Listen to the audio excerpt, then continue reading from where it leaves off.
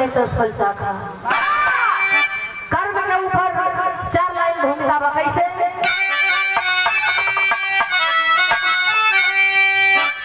कर्म को ही प्रधान बताया गया, कर्म अनुसार अरे मिलता है दुनिया में फल। हे प्रतिष्ठानपुर के सुधर साहसी सूर से महिपाल दानी प्रबल, अंग अंग उठती वीरता की लहरी, अर्जंग जोशील जोहरी जवानी,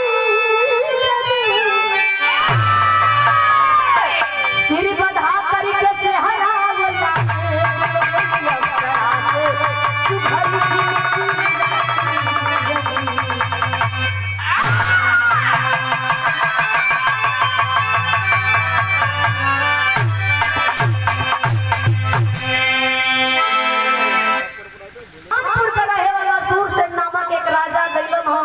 सेहरा बांध के दुल्ही के लेके घरे आ गई। कुछ दिन बीतल है, यहाँ विरह में एक लाइन गजल के नमूना है कैसे।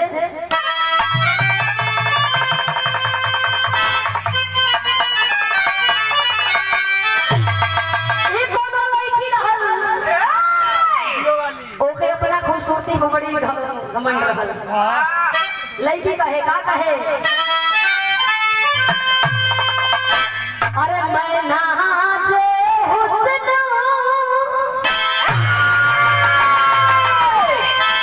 आज तुम मेरा एहतराम करो, अरे मैं नाचे हुस्न हूँ तुम मेरा एहतराम करो, जवानी सलाम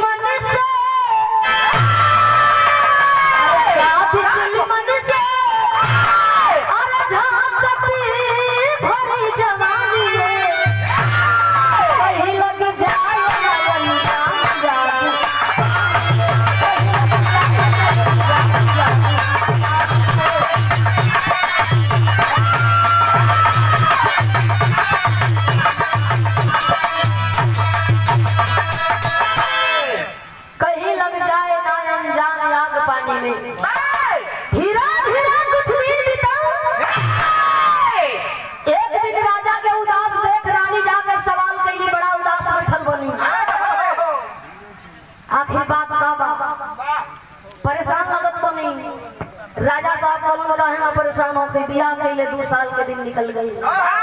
आज लेना तुम माई बने पौलू न हम बाबू बने पौलू, टेंशन यही बात के बाद। आखिरकार रानी एक आध हफ्ता बीतल हो जाएगी है, पजरा बैठल बड़ी मुस्किया तारी। राजा पूछत न कोनो कारण बा, रानी वाली हो रउआ परेशान रहली, आपका परेशानी खत्म हो गई। रउआ बाप बने वाला बानी, हम माई बने वाली बानी। राजा बड़ा खुश हो, का खुश हो कहानी के शुरुआत बा।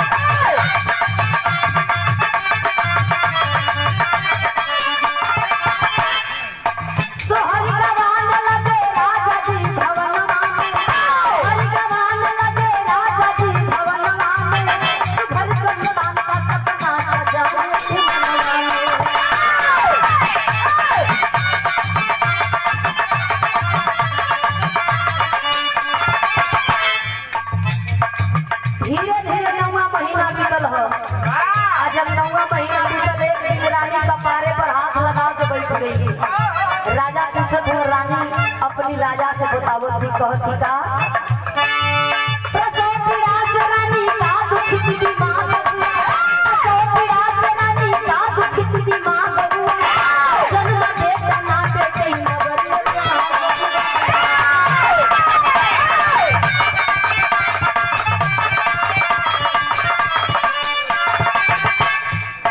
विचित्र नाग वह मनो की तरह बोला, विचित्र नाग वह मनो की तरह बोला, सरक सरक के भरिया कंड में बोला।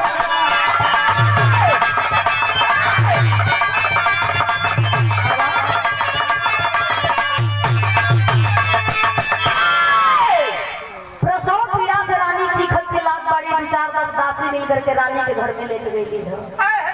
कुछ देर के बाद रानी के गर्भ से, रानी के कोख से न बेटी जन्म लेके न बेटा जन्म लेके एगो नाग पैदा हो गई। बड़ा ही दुर्भाग्य बा। भाग करके दासी दरवाजा खोल के बहरे गई है, चीखत चिल्लात बाड़ी कि जान कैसे बची। राजा पूछे लगलन, लड़का के रोला के आवाज सुनाई देलस, तू लोग डेराइल बाड़ू, परेशान बाड़ू, काहे? दासी कहता रही कि आप लड़का के रोला के आवाज सुनले बनी। अरे जाना लड़का के रोला के आवाज सुनाई देले बा, उधर से लड़का नहीं पाए के नाग पैदा बा। राजा गइलन आखिर को देखल विश्वास करे के बाद जा करके देखा तुरंत न लड़की न लड़का, कोने एगो नाग बैठल बा। राजा बंदूक उठा करके मारल चाहत हो, नाग बड़ी मीठी बानी में बोला, काहे मारल चाहता रह? कौन गलती कइले बानी, काहे हमके मारल चाहता रह? लोग कहेला कि कर्म प्रधान होला, कहीं ना कहीं तुहार कर्म गलत बा। लोग कहेला कि नारी करे पुरुष पर करे, पुरुष करे संतान पर, कहीं ना कहीं अम्मइयों का गलती बा। आ हमार तो गलती बटले बा, जैसा रूप मिलल बा।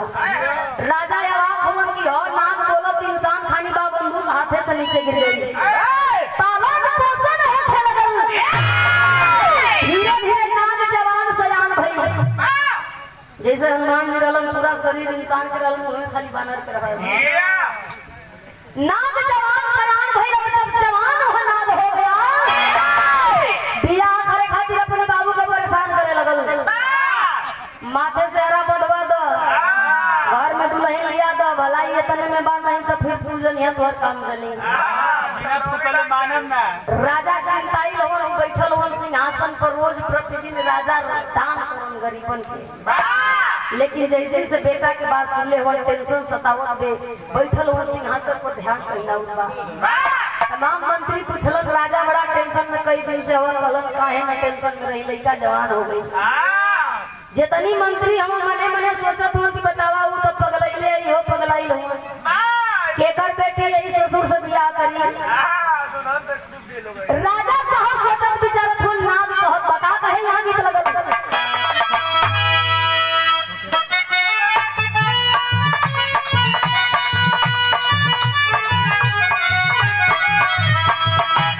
छोटे लाल यादव जी याद के तू नहीं था जब हम सोच के आई लाली। एक बार आ गई, दोबारा न आई, माई जबरदस्ती भेज दिया, लेकिन मना कर दिया। का कहे अपहिले झारली रे,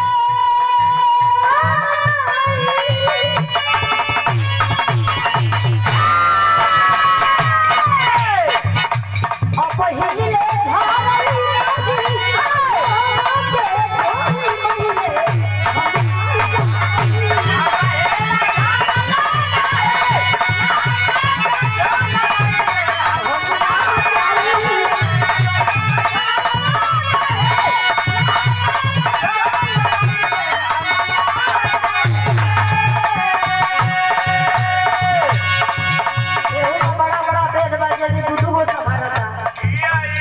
जगह वाले लोग मेहरा को है सब पूछी जाके कि का तुहार हाल चल बा, कैसे तुहार पता था उहे बताई हम ने मर कैसे दिखा।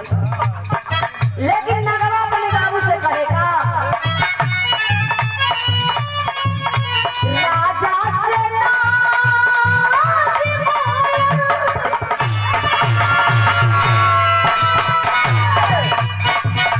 राजा से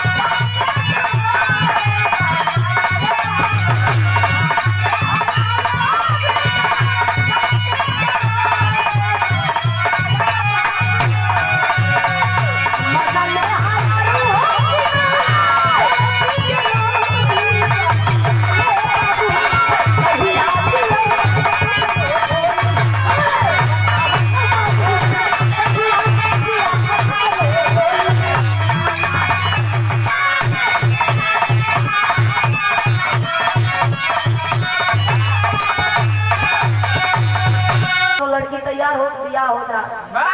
राजा के आदेश बा पालन करे के हमें तो गर्दन कलम हो जाई।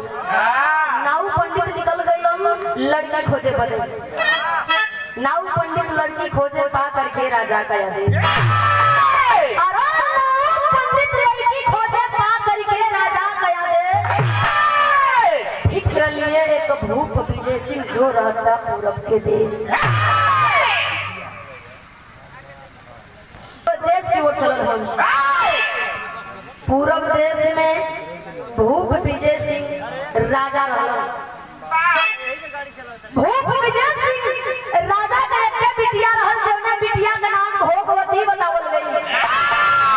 लड़का खोजत खोजत राजा साहब परेशान होन हार मान के घरे बैठ गइलन।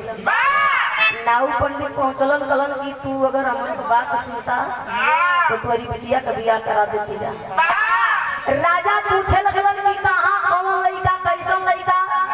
नाऊ पंडित बतौलन प्रतिष्ठानपुर का रहे वाला सूरसेन नामक राजा का बेटवा। राजा साहब दौड़ के गइलन खूंटी का बंदूक उतार लेलन। जितना जल्दी होके मेरे दरवाजे से तू लोग आपका रास्ता धला नहीं तो जितनी गोली हो। नाऊ पंडित खड़ा भइलन जाए लगलन बड़ा गौरव बाए भाई। लड़की बात में सुनत रहल महल से बाहर होती है भोगवती नाम की लड़की बुलाती है। नाऊ पंडित गइलो गन गन गन गन कांपत हुन। दोहाई सरकार को जबनी हो जबान कटवा ला लेकिन गर्दन छोड़ दे। भोगवती नाम की लड़की हंसने लगी। नहीं आप लोग बैठ जाइए। नाऊ पंडित बैठल हुन बुझात की व्यवस्था दे के मारी। बैठल हुन कांपत हुन। बैठल बैठल भोगवती नाम की लड़की एगो पाती लिखले बिया पंडित जी के हाथे में धइलस ले जाके राजा के दे दी है। लेके चलल हुन पंडित जी जाके प्रतिष्ठानपुर के राजा सूरसेन के हाथ में पाती के रख देलन। खोल के जब राजा पाती पढ़त नाम लिखल बा कि आपके बेटवा का शादी मंजूर बा। हम आपके घर का बहू बनल चाहत बानी। राजा साहब बड़ा खुश हुआ। गांव में डुग्गी बजवा देलन चारों ओर शोर हो गई। भाव है कैसे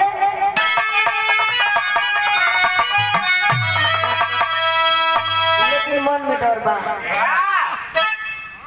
अरे दुल्हनिया कैसे की रात बनी। दुल्हनिया कैसे की रात बनी।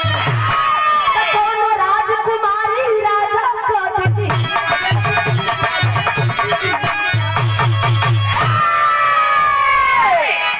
जे आवत बा पूछत बरन की का मजाक का नाम कइले बा सबे कहता कि नहीं मजाक नहीं खेले। सेहरा बांधल लइका के मौर बांधल लेके चलो बरात। बात सज गइल। दुआरे पर 56 किस्म का बाजा बजत हो। कोनो पिपीणी फूंकता कोनो पिस्टल फूंकता कोनो किलाट फूंकत हो। मतलब किलाट तो बड़की पतर की किलाट तो उल्टा करता। ओही में एगो घोंघा आवेला ओके बड़ी जोर लगा के फूके के होला। एक बार में एक के बेर बजी तू तू तू करके बंद हो जाएगी। बाजा बजत हो दुआरे पर सबे नाचत हो का।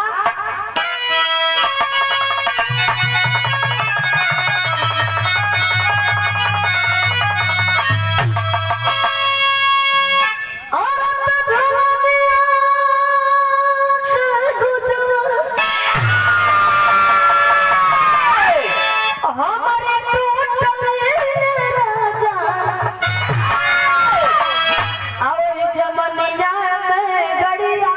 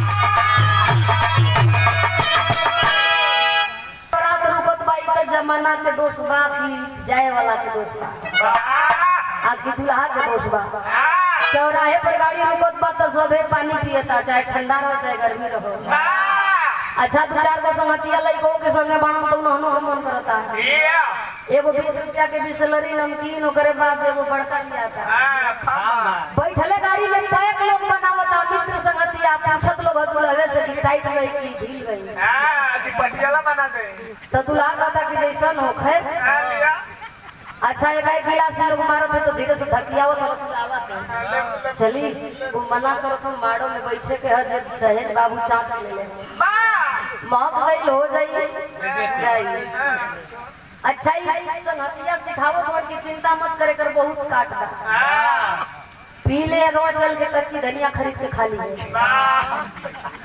अच्छा एक पैक तो तनी ढील डाल रहा था दूसर का टाइट पैक लगा देते तीसर का बिना पानी को हो जाता अच्छा तो तीसर को मित्रता में लेवे के तो चौथ को पैक मित्रता में लेके एकदम टंच हो जाता दूल्हा का गाड़ी चला थे ड्राइवर 80 की स्पीड में गाड़ी लेके जात है कि 25 की स्पीड में ऐसे मतलब नहीं है दूल्हा पूछा तो कहाँ ले आए ले ड्राइवर का तो चुप बैठा आपके पहुंचावे कर पहुंचा दे दुआरे पर आप पहुंच जाते माई भाई गीत गावत है परछावन का तैयारी बम्पर भइल बा अच्छा दुल्हा राम को गाड़ी में कोई परछावन तो बैठले हो जाता लेकिन जब मड़वा में दुल्हा पीढ़ा पर बैठे जाता तो दुल्हनी को खुरिया के लेके जाता कुछ लोग पूछत हो कि काहे ऐसा पकड़ ले हुआ भैया का बात बा पीछे से छेड़ना लगो तो लोग को आता कि का करबा लइकवा के लगल कई दिन से खाना पानी छोड़ लेते हैं मापत ये लिए हमें पकड़ ले जा गिरे ना दुआरा बारात गई पीढ़ा पर नाग बैठल बा राजा भूप विजय सिंह की बिटिया भोगवती हाथ में जयमाल लेकर के अइली नगवा के गले में डाल देली नगवा ताकत है कि गजब हमार नसीब बा इतना सुंदर इतना खूबसूरत लड़की से हमार बियाह हो गई सो चले भी अरे तो शास्त्र विधि से हो गई बियाह हो अरे उठे बहोरी माया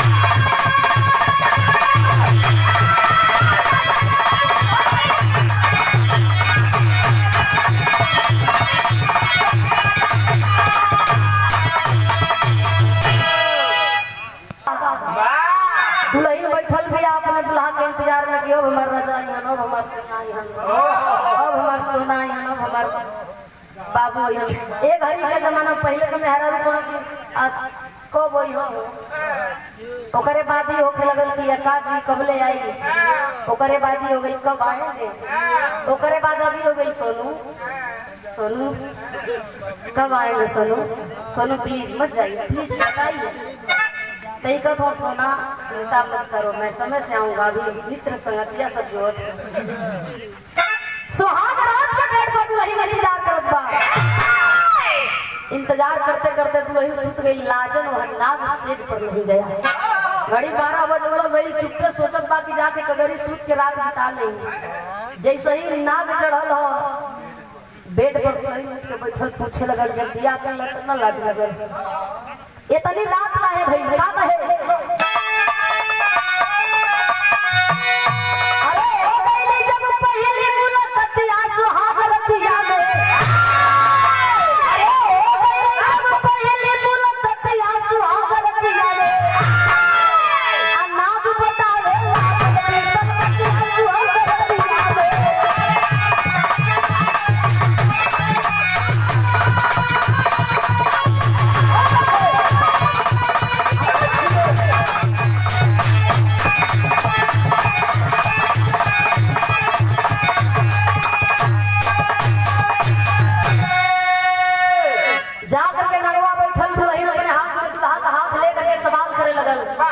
पूछे लगा कि काहे लेट कैला।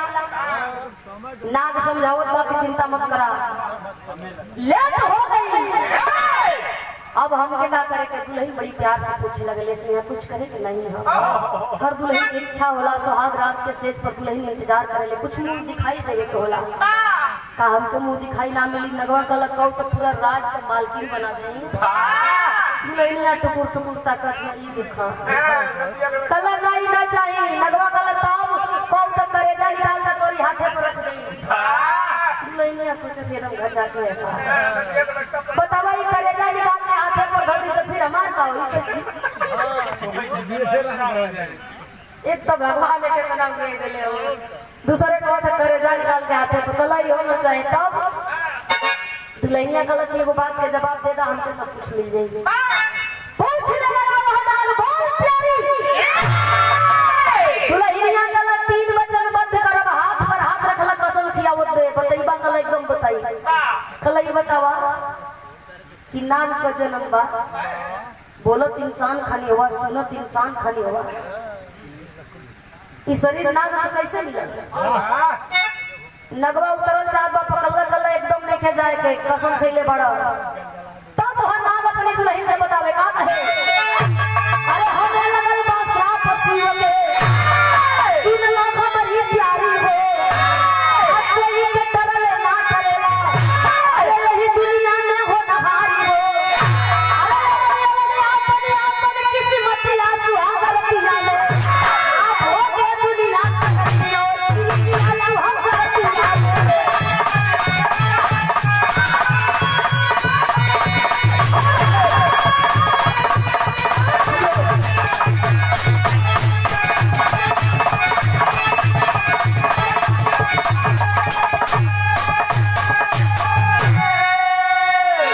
भोगे दुनिया करनी और कृतिया सुहाग रतिया में, जेकर जैसन कर्म होला ओके वैसन मिलेला। तुहार निमन कर्म बा, गलत कवन कर्म तुहार गलत होई बा ई हमके बतावो।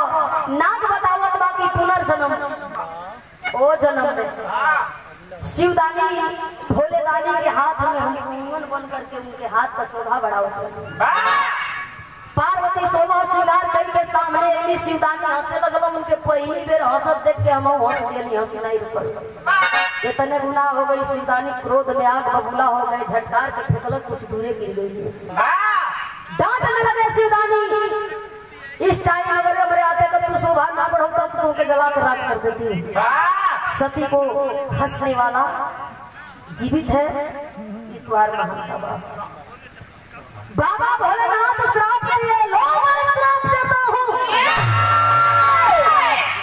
मानव तन को जया जन्म मिली तैया समझ में आई कि मेहरा का बोले, लेकिन इच्छा भी इंसान कर रही, बोले का जुबान भी इंसान कर रही, सुने का साउंड भी इंसान कर रही, शरीरिया नागे कर रही। मेहरारू भी आई तोरी सामने, मेहरारू हुई, प्यार करे का बड़ा मन हुई, लेकिन जब ना को पैबा तब समझ में आई। बस वही जब भोग हम भोगत थे। दुल्हन पूछे लगल कि का शिवदानी जब श्राप दिलो तो ओकर कोनो काट नहीं बतौलो। वह नाग अपने दुल्हन के समझावत बा, पैरवा पकड़ के रोवे लगली, क्षमा करा त्राहिमाम। तब शिवदानी कलन की श्राप वापस नहीं होता, लेकिन एक बात मैं बता दे रहा हूँ, जब दुल्हन तोरी आई उहे दुल्हन अपने गोद में लेकर के जाई दक्षिणी भारत में स्थित गौतमी नदी में जब स्नान करवा गई तो तुम मानो कसरी बाजी इतनी बात जब दुल्हन सुना तो देर काहे के करी। दुल्हन बड़ी खुश हो करके अपने नागपति के लेकर के दक्षिणी भारत में सिद्ध प्रसिद्ध गौतमी नदी के धार में स्नान करवावे बदे चल दिया। और जब चल है तो राष्ट्र भाव बतावल गई।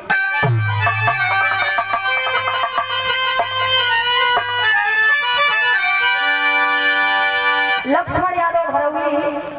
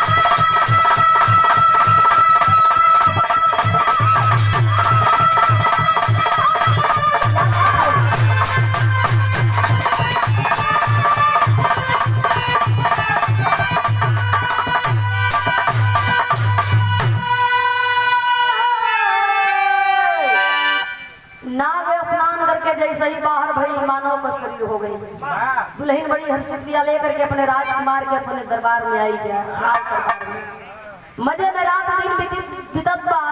यही से कहल जाला कि वही है वही जो राम रची। लेकिन जितना लोग तमाशा देखले बा सभे जयकार लगावे लगल गौतमी नदी की जय, गौतमी नदी की जगह जितनी जगह जमीन मिल गई अपन दुकान दौरी खोल करके कंठी माला फोटो सोटो लोग बेचे लगल। आज भी बड़ा ही जबरदस्त वहाँ मेला लगेला। बड़ा दूर दूर से जाला लोग जा करके गौतमी नदी के धार में स्नान करेलन, पाप लोग मुक्ति पावेलन, दर्शन धाम लोग करेलन। कहीं भी 4 जगह से आदमी जा करके अगर स्नान ध्यान करे लगलन तो वहाँ पंडित जी पहले पहुंच गए धोती बाछी छुआवे। चाहे हमारे तो हरी घाट का मेला हो है, कहीं कहीं बूढ़ पुरनिया बड़ा ही परेशान हो जय हम स्नान ध्यान कर हम तो सोचे कि लड़का एक नलायक रुका आई बनी तो धोती बाछी छूने। एक जगह ऐसा ही एगो घटना घटल, नहा करके एक जनी गई पंडित जी बैठल हुआ, ओम भारत खंडाय नमः, मैं एक मुट्ठा चाउर फेंकत हुआ कौन उनके घर के बाहर जे गई बाबू दूध देले बा एक झोला गईलो जाके हाथ जोड़ला कहला पंडित जी धोती बाछी छुअल जदी कहला चिंता मत करा, समझ गेली कि तोर लइका कैसन है। बैठा मंत्र बाजत हो भारत खंडाय नमः, भारत खंडाय नमः। कलम बछिया पकड़ला, बछिया कर एक हाथे बाछी के पोछी पकड़ ले बड़ो एगो टगरिया के बीच में डाल दे। एगो हाथ जब अगर टंगरी के बीच में डलवा तो इतना बड़ा कैमरा धराइल हाथ बहरे खींच लेला। पंडित जी मंत्र का चल बंद करके हाथ न कनक की इज्जत का सवाल है, हल्ला मत करिया कनक का महाराज बाछी कह के बाछा छुआ दिया। बच्चा मंत्र पे ध्यान दो। इतना बड़ा कैमरा लटकौले है।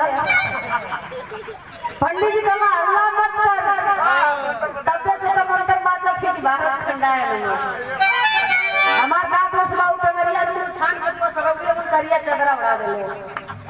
कमैला के तरीका बा, यही लिए कहल गई।